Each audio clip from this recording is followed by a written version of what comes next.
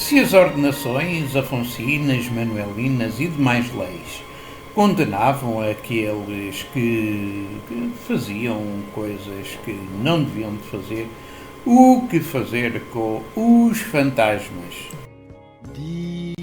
Um autor do século XIII chamado Virgílio Hispanos, ele pretensamente seria um filósofo, escreveu sobre esses fantasmas. Pois bem, esses fantasmas entravam pelos buracos das casas, portanto, pelos buracos das fechaduras e fazia muitas ruindades.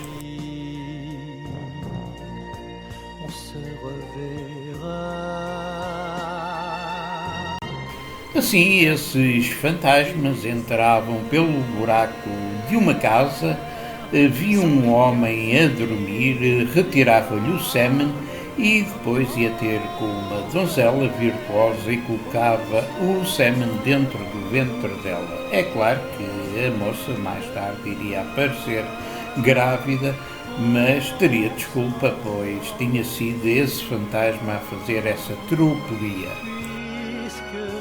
Esses fantasmas, espíritos ou demónios, por vezes tomavam a forma humana, viviam 50, 60 anos, depois fingiam morrer e ficavam novamente espíritos até assumirem novamente a forma humana.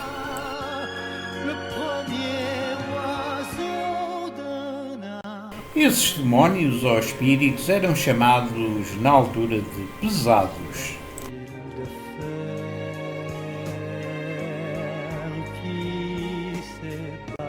Igualmente, quando as criancinhas morriam ou alguém tinha muita falta de ar, isso também era atribuído a estes demónios que entravam no corpo da criancinha ou do adulto, no caso da falta de ar, e faziam essas tropelias.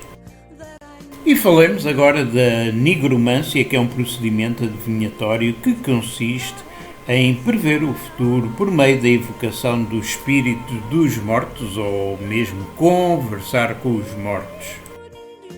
Para este fim, talvez atualmente a técnica mais usada seja o tabuleiro Ouija ou tábua Ouija, que é qualquer superfície plana com letras, números e outros símbolos em que se coloca um indicador móvel, normalmente um copo.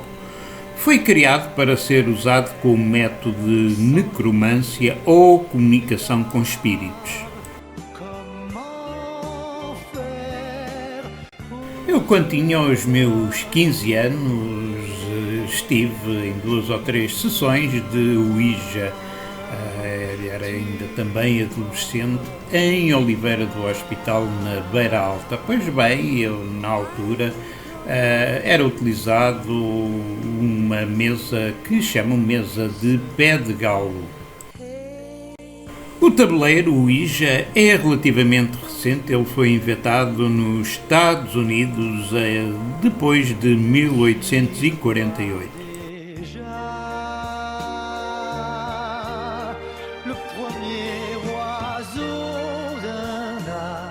Segundo os cientistas, o copo desloca-se de letra para letra graças ao efeito idiomotor, ou seja, à influência da sugestão sobre os movimentos corporais involuntários e inconscientes.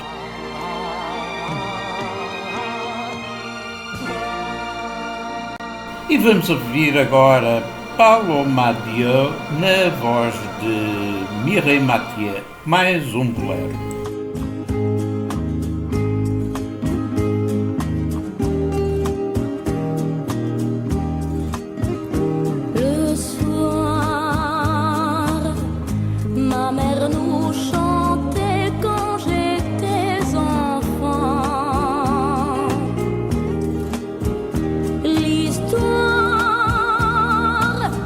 D'un bateau perdu et d'un oiseau blanc.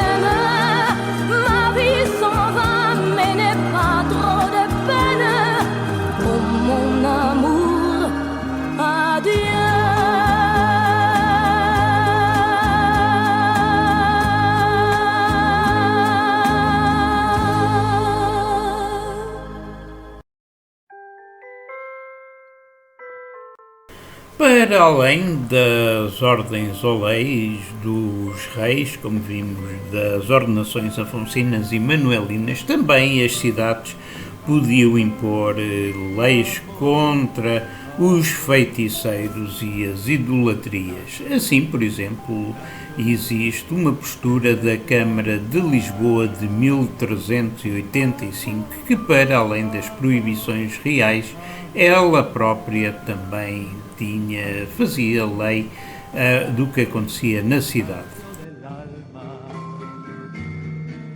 Assim, os cidadãos estavam proibidos de fazer feitiços, eles também não deviam fazer ligamentos, portanto, nem chamar os diabos, nem descantação, ou seja, encantamentos, nem dobra de viadeira. A dobra de viadeira era uma espécie de uma arte da adivinhação.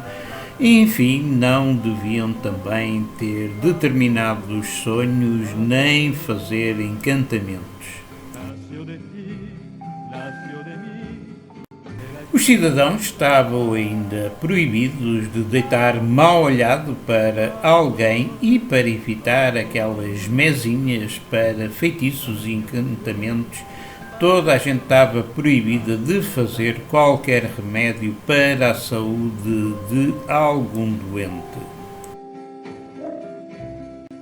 Era expressamente proibido aos cidadãos que viviam em Lisboa, portanto aos alfacinhas, cantarem as janeiras e as maias. Pois bem, as janeiras são umas canções que se cantam por janeiro, elas atualmente são muito populares aqui em Portugal. Naquela altura era proibido cantar.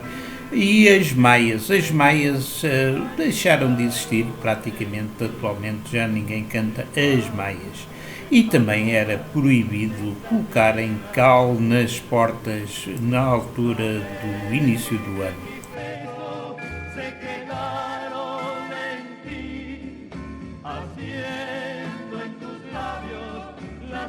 Os lisboetas também deviam de obedecer às leis que existiam tanto no Código Civil como no Código Canónico da altura.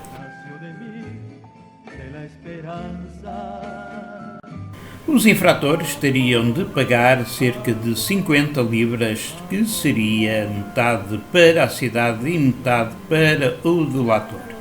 Quem emprestasse, por exemplo, burros, joias, vestimentas para alguém que fosse cantar as janeiras e até animais, ficava sem os animais, as joias e as vestimentas. E vamos ouvir Mourir d'Amour, aqui cantado em espanhol, um bolero na voz de Charles Aznavour, acompanhado de Compagnie Sourde.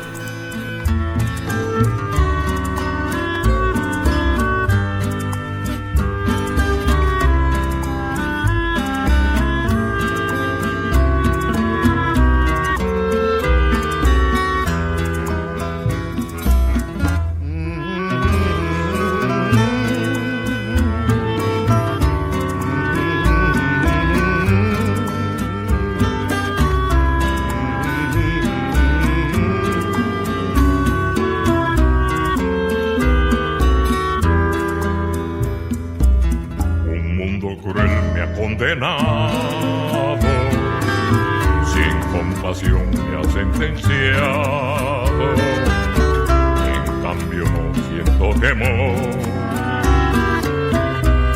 morir de amor. Y mientras se juzga mi vida, no veo más que una salida en contra de mi corazón. Morir de amor, morir de amor es morir solo en la oscuridad, cara a cara con la soledad, sin poder implorar clemencia ni piedad. Tú eres la luz y en mi anochecer flor, mi amor, se ofrece, mi vida no tiene valor. Morir de amor. Si nuestro amor es invencible y ante los hombres imposible, no tengo otra solución. Morir de amor.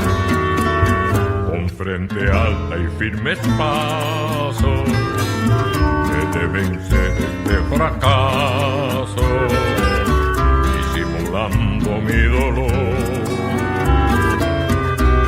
Morir de amor. Morir de amor, como si fuese mi enfermedad, con la vida tener que pagar. Si se da el corazón porque se ha de pecar.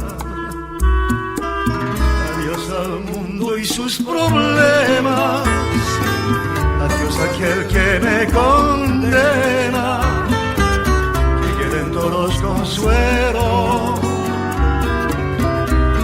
Morir de amor.